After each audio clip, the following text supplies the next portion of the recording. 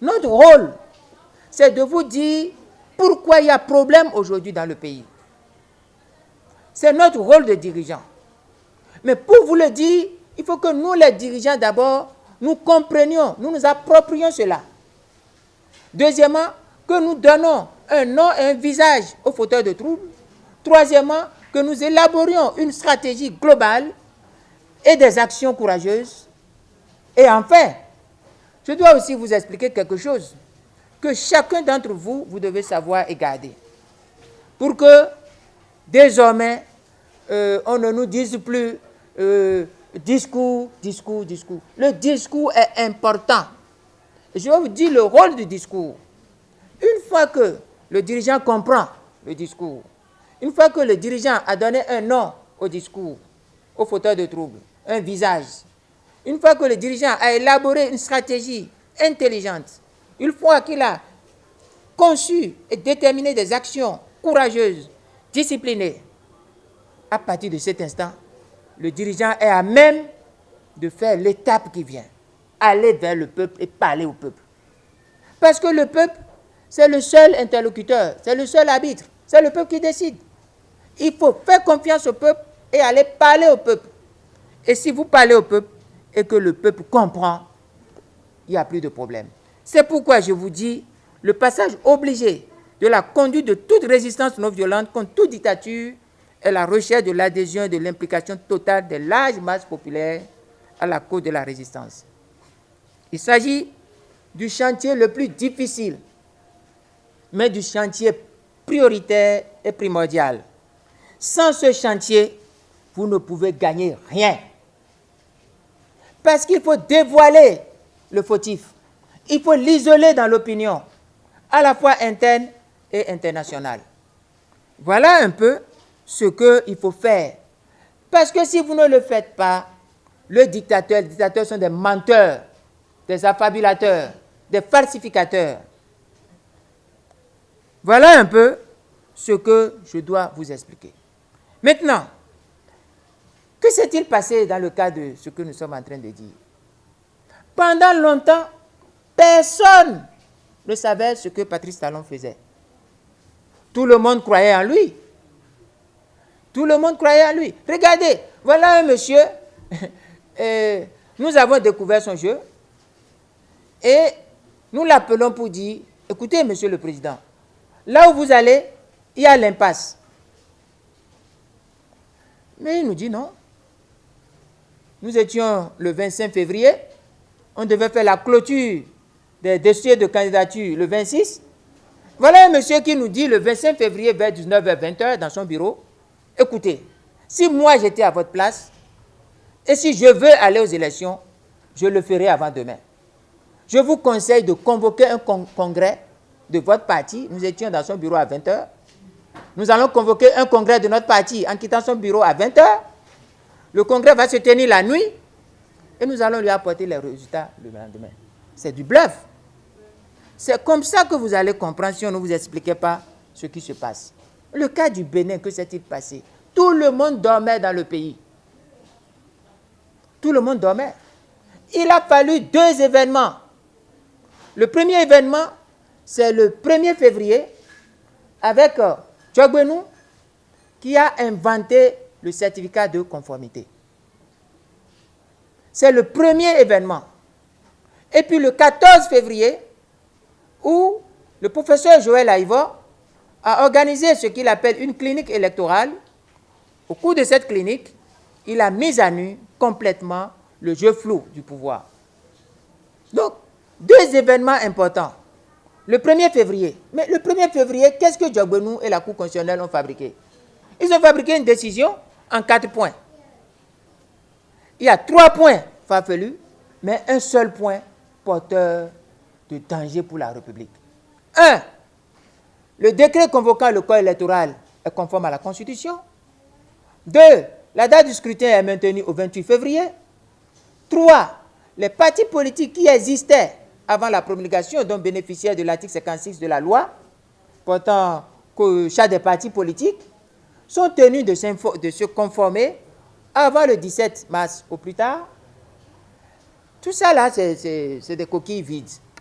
Mais le danger, c'est le quatrième point. Tout parti politique qui désire déposer des candidatures aux élections législatives doit produire un certificat de conformité délivré par le ministre de l'Intérieur. C'est là le coup de force, le coup d'État, l'origine du coup d'État. Nous étions le 1er février. Le 14 février, la clinique électorale du professeur Joël Aïvo a conclu à quoi? Que les lois sont des lois inopérationnelles, incongrues, qui ne répondent à aucune norme de loi, qui sont des lois bâtardes, des lois conflictogènes. C'est chez eux que j'ai appris l'expression conflictogène. Je ne sais pas si ça existe, mais j'ai compris ce que c'est. Alors, le 14, à l'Infosec, j'ai pris la parole. Et j'ai dit, me fondant sur mes expériences de lutte antifraude, j'ai déclaré que le certificat de conformité était le plus puissant moyen de fraude jamais utilisé au Bénin depuis les indépendances. Cette citation existe parce que c'est une fraude extraordinaire. Ça exclut le concurrent. C'est-à-dire, on sort un document pour dire que votre concurrent, lui, ne vient pas venir. C'est-à-dire, vous allez jouer la finale d'un match, on dit l'équipe adverse ne vient pas, vous venez, vous centrez la balle et puis vous prenez la coupe. C'est exactement ça le certificat de conformité. Alors, c'est ce certificat de conformité qui a sorti les gens de leur sommeil. Et puis, nous avons aussi averti au sein du parti Restaurer l'espoir. Nous avons averti parce qu'il y a des indices. La brutalité du pouvoir dit de la rupture contre les acquis sociaux sur fond d'un double monopole. Celui patronal de l'accaparement des secteurs vitaux économiques, financiers et de la production nationale, celui politique d'une vassalisation de toutes les entités politiques, physiques et morales, y compris la désactivation de la vocation fonctionnelle de toutes les institutions de la République. Patrice Talon et son équipe, surtout lui-même, ils ont réussi à prendre d'abord le monopole des ressources de l'État, mais secondo, ils sont arrivés à prendre le monopole politique en désactivant toutes les entités politiques. Surtout les institutions ont été désactivées de leur vocation fonctionnelle. Et comble, il veut, sous le couvert de ce qu'il appelle réforme du système partisan et réforme du système électoral, il veut cadenasser le monopole politique par la confiscation du pouvoir législatif. C'est ça ce qui a amené le problème. Donc, vous devez savoir ce qui a amené le problème, chère population. Ce qui a amené le problème, c'est un homme qui a fait campagne, je le dis haut et fort. Patrice Talon a fait campagne dans ce pays pour dire qu'il veut promouvoir la démocratie, qu'il s'engage pour l'état de droit, qu'il prend même l'engagement pour rendre le pouvoir exécutif moins puissant parce qu'à ses yeux, ce pouvoir exécutif était surpuissant. Il a pris l'engagement de tourner dos aux affaires, de ne pas s'immiscer dans les affaires. Et c'est sur cette base que nous l'avons porté au pouvoir. Si maintenant il vient au pouvoir et il fait exactement le contraire, il se met dans une position d'imposture. Et c'est ça ce qu'il faut comprendre. À l'arrivée, il s'octroie le monopole des affaires dans un flagrant conflit d'intérêts au sommet de l'État. Et concomitamment, il s'octroie le monopole politique qu'il tente de cadenasser par la confiscation du pouvoir législatif. L'opposition dénonce. Dès que l'opposition a dénoncé, il la terrorise, l'exclut et bannit l'opposition du droit politique électoral. Dès que nous avons dit ce que vous faites n'est pas bien, Monsieur le Président, il dit OK, ce que je fais n'est pas bien, non. Vous n'irez plus aux élections. Vous êtes sortis de tout. C'est fini. Sortez de tout. Est-ce que c'est normal? C'est ça le problème. Tu as dit que tu feras autre chose. Nous t'avons élu. Tu commences par faire des conneries. Et des conneries pures. Je pèse mes mots. Nous disons, en tant qu'opposants, parce que c'est notre rôle de dire non. Et parce que nous avons dit non, tu nous terrorises, tu nous exclus, et tu nous bannis du droit électoral. La communauté internationale désapprouve. Tu méprises la communauté internationale et tu tournes dos vers les pays de dictature. Et quelqu'un me dit que l'ambassadeur de Russie lui a envoyé une salutation. Et il dit qu'il a la légitimité, il s'appelle Vlavonou. Quelqu'un dit que Poutine l'a invité. C'est les références, ça. C'est les références.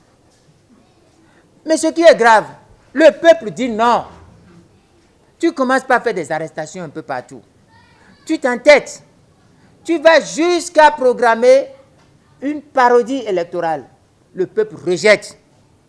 Le peuple rejette. Tu prends les armes, tu commences par tuer les populations. Mais c'est quoi ça? Le système Patrice Talon n'offre qu'une issue. Une seule issue. Soit vous allez vous soumettre à son projet de despotisme illusionniste, affablé de messianique, en vous résignant, soit choisir le chemin de la prison ou le chemin de l'exil. C'est-à-dire, ce que lui il veut, soit vous vous taisez, vous rasez les murs, vous êtes cap, vous bouclez, et si vous ne bouclez pas, vous vous préparez pour aller en prison, ou si la prison vous fait peur, vous prenez le chemin de l'exil. Mais pourquoi ça va se passer comme ça? Au nom de quoi on va le laisser faire comme ça? Au nom de quoi? Il est important que chacun comprenne ce que nous sommes en train de dire.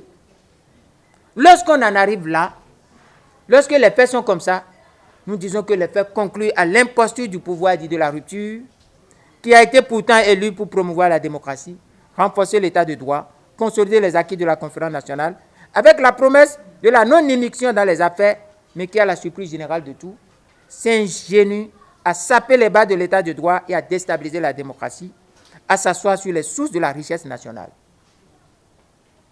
Je vais vous dire quelque chose.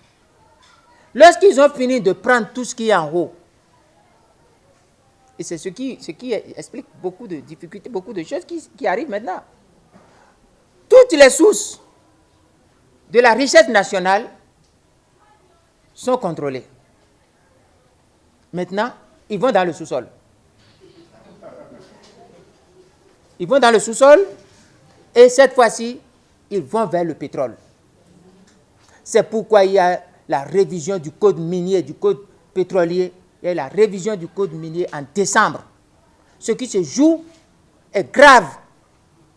Ma prochaine conférence, je vais vous dire ce qui se joue. Il y a 3 choses qui se jouent. Le coton, le porc et le pétrole. Je vais vous dire qu'il y a une folie de la gloutonnerie qui est sans limite, sans scrupule et qui est une honte. Ce rappel expose très très bien que le pouvoir de la rupture est non seulement de l'imposture, mais donc illégal.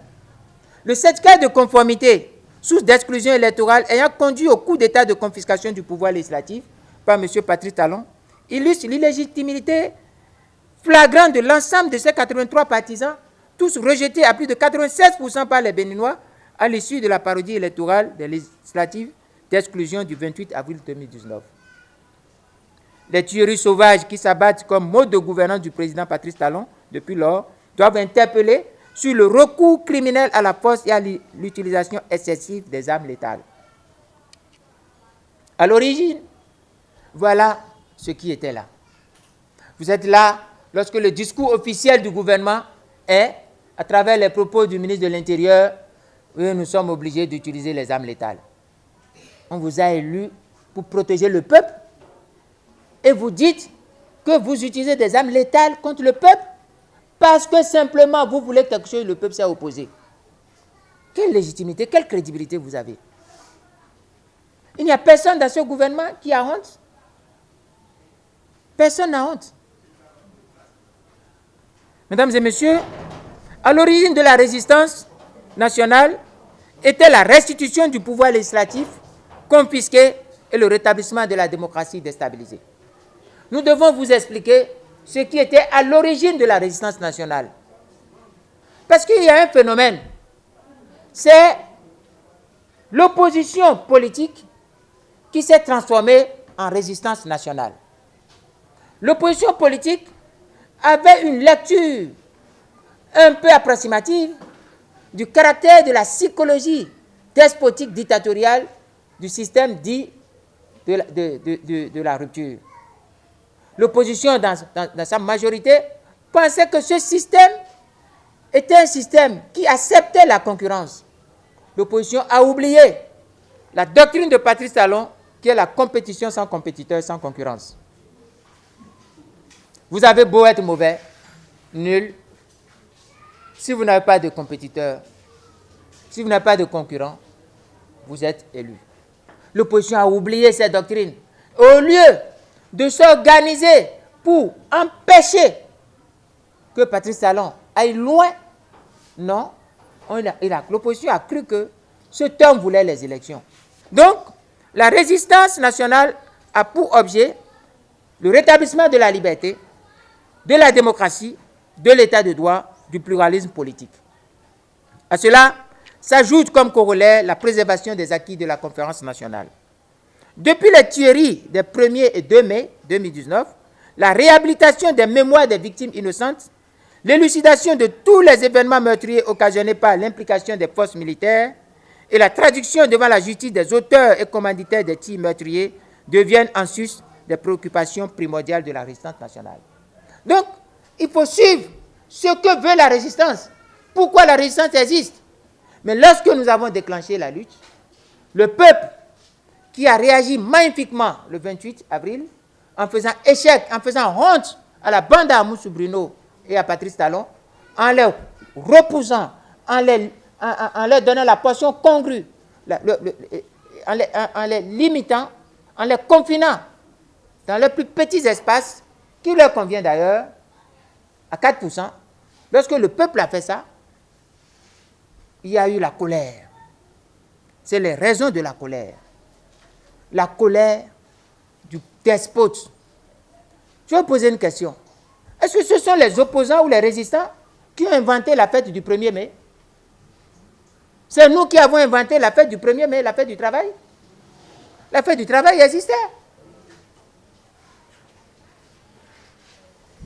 Est-ce que le 1er mai n'était pas une fête internationale qui existait avant même l'idée même de la résistance? Oui. Est-ce que c'est les résistants qui ont envoyé l'armée aller mater les centrales syndicales à la bout du travail le 1er mai? Est-ce que c'est nous? Alors où est notre faute? Le même 1er mai, qu'est-ce qui a poussé Patrice Talon et les gens du pouvoir à aller faire le siège du domicile du président Yahi Boni? Qui les a envoyés là? Qu'est-ce qu'ils cherchent là? Mais ce n'est pas possible. C'est des fauteurs de troubles. C'est des gens dangereux. Qui a envoyé les soldats aller mater la fête des travailleurs au siège de leur syndicat? Qui a envoyé les soldats aller faire le siège de la résidence de Yahi Boni? C'est ça. C'est ça qui a fait l'escalade de trop. Et à partir de là, vous avez compris ce qui s'est passé. Dès que ça s'est passé comme ça, la résistance invite, doit prendre en compte les dégâts produits par le pouvoir les 1er et 2 mai. Parce que ce sont des gens qui sont tombés. C'est pour ça que tous les cas de violation des droits de l'homme consécutifs aux protestations contre la confiscation du pouvoir législatif s'ajoutent d'office aux préoccupations politiques de la résistance. Donc, au premier problème, nous ajoutons toutes les questions liées aux droits de l'homme, aux crimes et aux exactions militaires, qui font partie de l'objet de la résistance. Nous devons aussi dire quelque chose. Face aux dernières manœuvres du pouvoir dit de la rupture, avec ce qui s'est passé à Tchaourou et environ, il importe d'attirer votre attention sur la nécessité de purger la résistance de tout amalgame, de combattre le complot de l'amnésie sur les crimes occasionnés par le coup d'État de confiscation du pouvoir législatif et de mettre le cap sur le renforcement et la généralisation de la mobilisation et l'intensification de la veille démocratique. Ouvrez bien les oreilles. Le conflit Yahi Talon, pour moi et pour le parti Restaurer l'Espoir, n'a jamais été à l'origine de la résistance, dont l'objet est l'attaque frontale de Patrice Talon contre la liberté, l'état de droit et la démocratie. Que cela soit clair. À l'origine, le conflit qu'il y a entre Patrice Talon et Yahi Boni ne faisait pas partie de la résistance. Pas du tout. À l'origine, non. Pas du tout. Nous devons purger la résistance de ce qui n'est pas son objet. Nous tenons à la lisibilité et à la clarté de notre position sur cette question du conflit entre ces deux hommes. Un conflit dont la cruauté n'échappe désormais à personne. La résurgence de ce conflit n'est pas et ne sera pas pour nous un artifice de diversion tendant à amnésier politiquement les crimes commis. On ne peut pas dire que le conflit entre les deux équivaut au conflit entre Patrice Talon, la liberté, la démocratie et l'état de droit. C'est deux choses différentes. Nous concédons à ceux qui jubilent à l'annonce de la levée du siège honteux qui a cloîtré Boni Yahi loin des droits de l'homme et qui illustre avec effroi la nature hors la loi du pouvoir dit de la rupture. Piteux modèle de la gouvernance par la terreur et par les armes qui caractérisent le mandat de Patrice Talon. En réalité, Patrice Talon n'a rien concédé en ordonnant la levée nuitamment du blocus illégal de la résidence de Boni Yahi. Comprenez très bien. Ne soyez pas des gens qui vont tomber dans le piège de Patrice Talon. Il n'a rien concédé. Il n'a rien concédé. C'était dans son plan. Tout le monde, une fois encore, vient de tomber dans un de ces nombreux pièges. Patrice Talon a piégé tout le monde, y compris la communauté internationale, en faisant croire que, oui, je laisse Yahi Boni, j'enlève les sièges. Les sièges qu'il a placés là, il les a placés légalement ou illégalement. Tu poses un acte illégal et tu prends l'acte illégal, sa suppression comme une magnanimité. En quoi tu es magnanime lorsque tu poses un acte illégal et que tu enlèves l'acte illégal? Il doit être puni. Il doit porter plainte contre lui. Pour les 50 jours et plus de privation de sa liberté. C'est normal. Il doit payer. Parce que personne n'a le droit de séquestrer l'autre. La séquestration est punie par le code pénal. Vous séquestrez quelqu'un, vous êtes puni. Il faut que vous compreniez de quoi il s'agit. Vous ne pouvez séquestrer, même votre propre enfant, vous ne pouvez pas le séquestrer. Or, voilà quelqu'un qui a séquestré un ancien président, un homme important, qui n'est pas n'importe qui. Il a séquestré pendant 50 jours parce qu'il est dans une philosophie. Et cette philosophie, je vous ai dit ça au départ. Vous vous soumettez, ou vous prenez le chemin de l'exil, ou vous prenez le chemin de la prison. Parce que Yahi ne veut pas se soumettre, il a mis en prison de fait chez lui. Jusqu'à ce qu'il accepte de partir. Parce que c'est ça ce que vous allez comprendre. Sinon, qu'est-ce qui va amener un ancien président à quitter son pays et aller attendre dans un autre pays pour faire ses formalités avant d'être évacué? Il n'a pas de maison ici. Qu'est-ce qu'il a chassé de la maison? En réalité, Yahi est poussé en exil. Moi, je n'accepte pas, je ne jubile pas, je ne ris pas. Je ne ris pas, parce que ma lecture est que si on enlevait le siège, Yahi doit rester chez lui, préparer son évacuation. Si on m'avait dit que la nuit là même, où il a quitté, il est parti en évacuation pour les soins, je vais comprendre. Il est à Lomé. Donc le Bénin ne peut plus le garder. C'est Togo qui va le garder. C'est une honte. C'est inadmissible. Vous comprenez très bien que le sort de l'exil des autres est le même sort de l'exil de Yahi. Yahi est en exil. Il ne peut pas venir. Il n'a qu'à venir.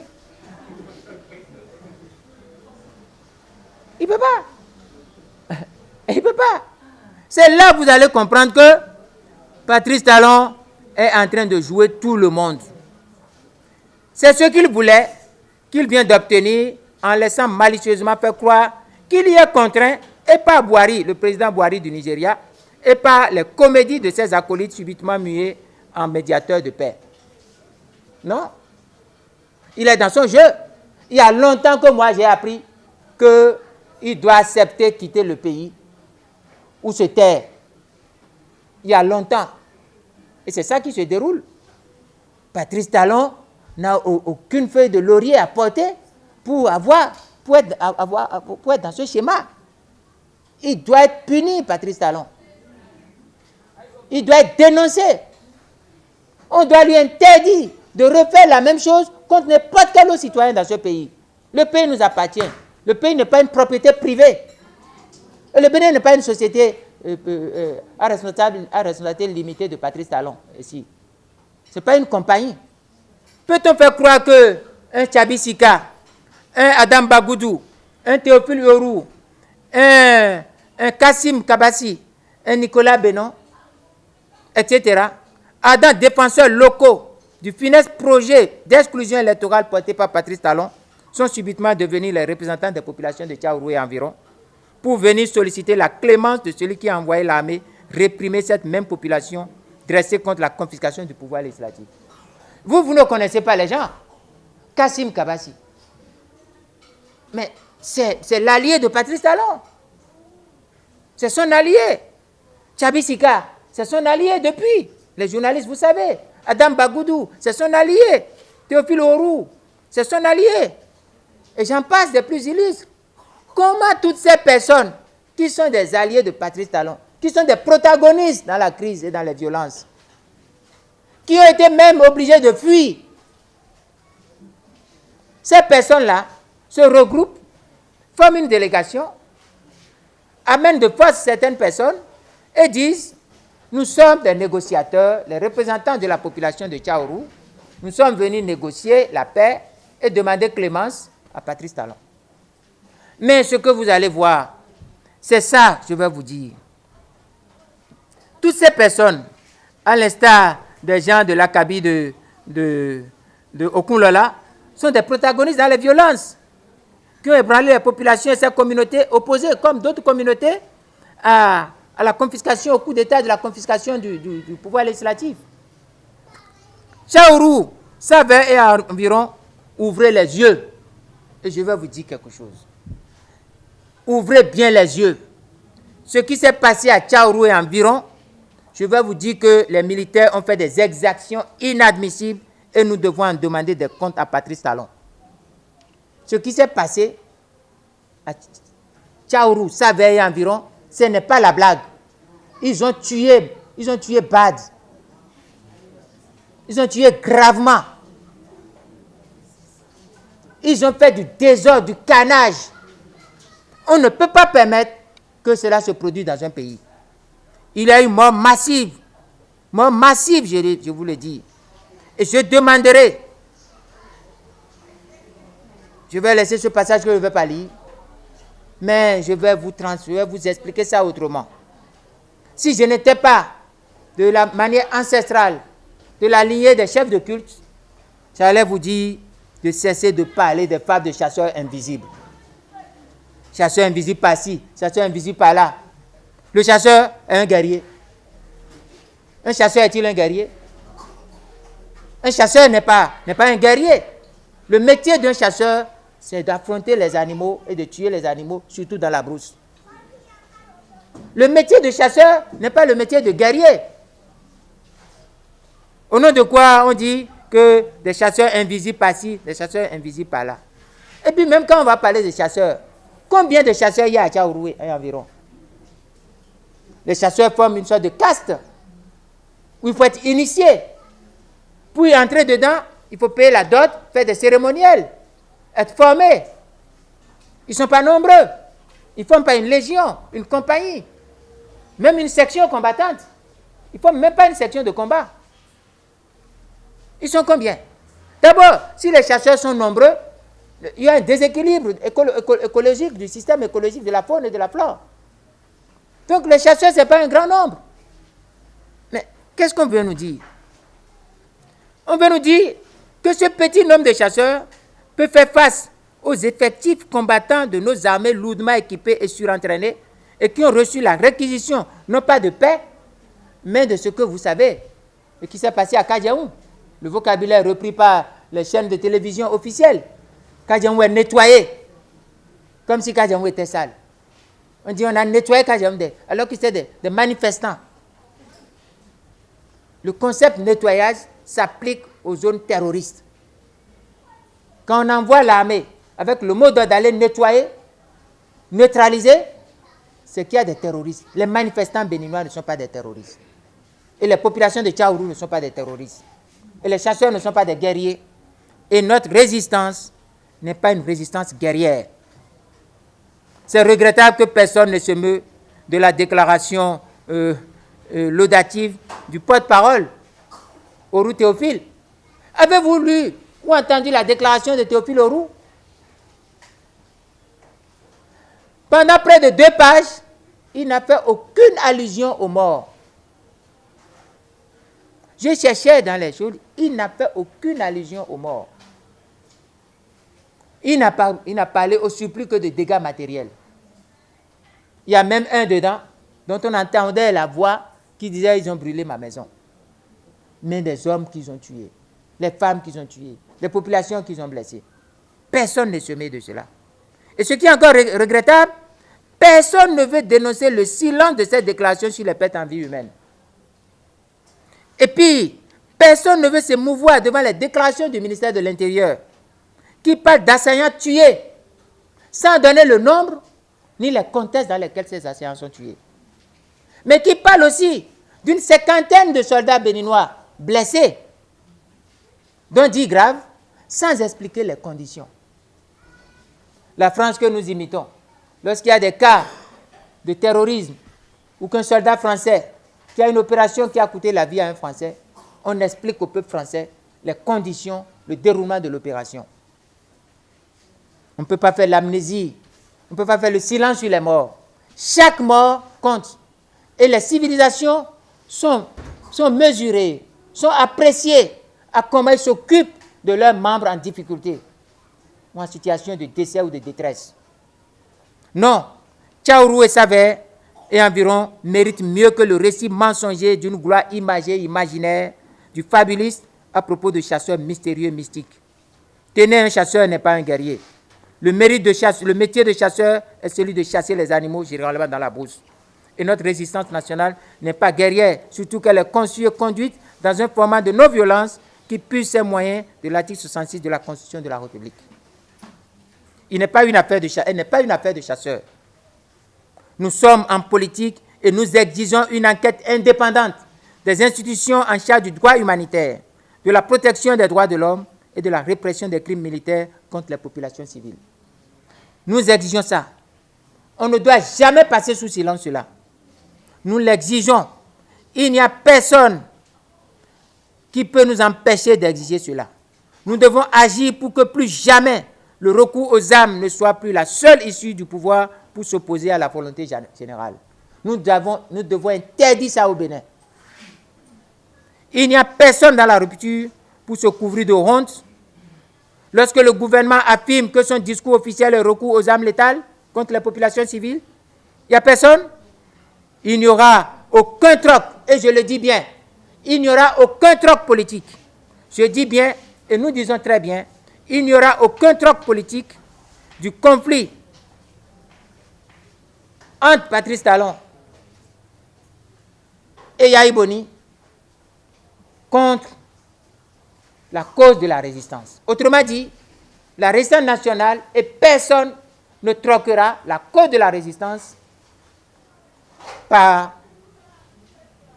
le règlement du conflit entre Patrice Talon et Yahi Boni. Un conflit ténébreux et l'histoire révélera un jour ce qui oppose si violemment ces deux hommes. Je tiens en conséquence à dire que mon soutien à Boni Yahi et le soutien de Restaurer l'espoir à Boni Yahi procède de la perception selon laquelle, lorsque l'offenseur quitte les armes, l'offensé devra quitter la haine. Deuxièmement, ce soutien procède aussi de mes principes de vie qui recommandent de ne ni habiter la haine, ni héberger la haine, si c'est seulement pour attiser la vengeance et satisfaire mon ego ou entretenir l'enfantillage de la colère.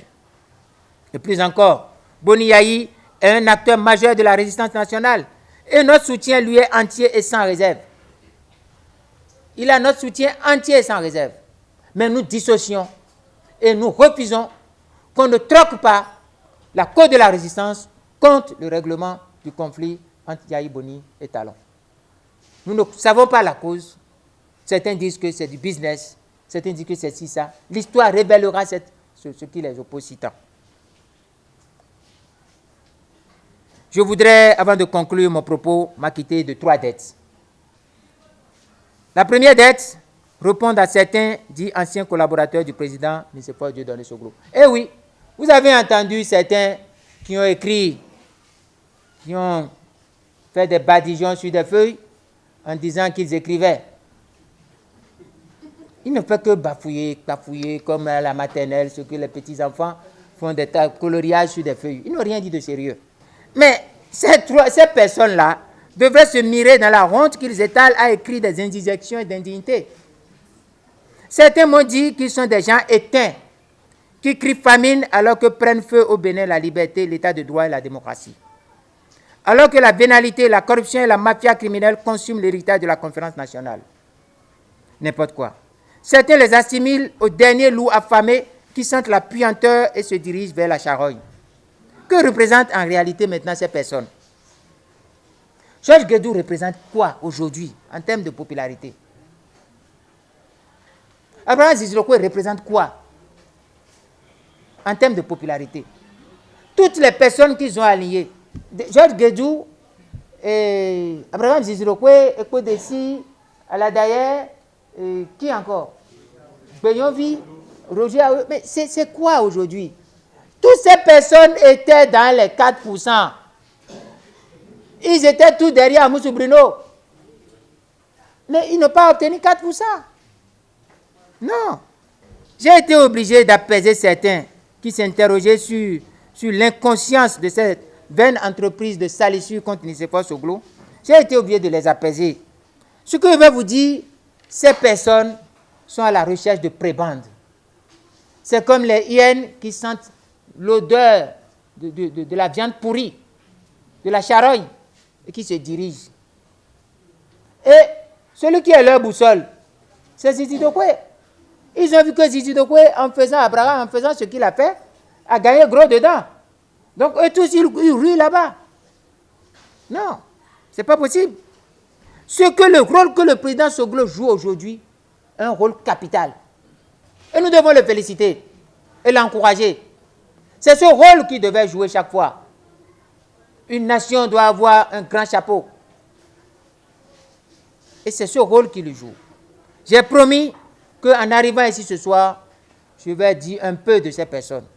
Je ne vais pas parler de Beyonvi. Je sais qu'il a une belle plume, qui fait partie des belles plumes. Mais il a un esprit un peu éteint, vindicatif, retors et rétrograde. Et il aime critiquer tout le monde facilement. Il faut le savoir. Vous avez droit aussi à la vérité. Grâce au président Soglo, des personnalités comme Obasanjo, John Kufuor du Ghana, ont influencé sérieusement pour que Yahi Boni puisse s'évader. Mais c'est une évasion. C'est une évasion. Sortir, être contraint de quitter chez lui, nuitamment, après avoir été président 10 ans, patron d'une des plus grandes banques de l'Afrique de l'Ouest pendant 10 ans. Et après avoir, je ne vais pas vous dire tout, je continuerai, je vais parler jusqu'à un moment avant de commencer l'action.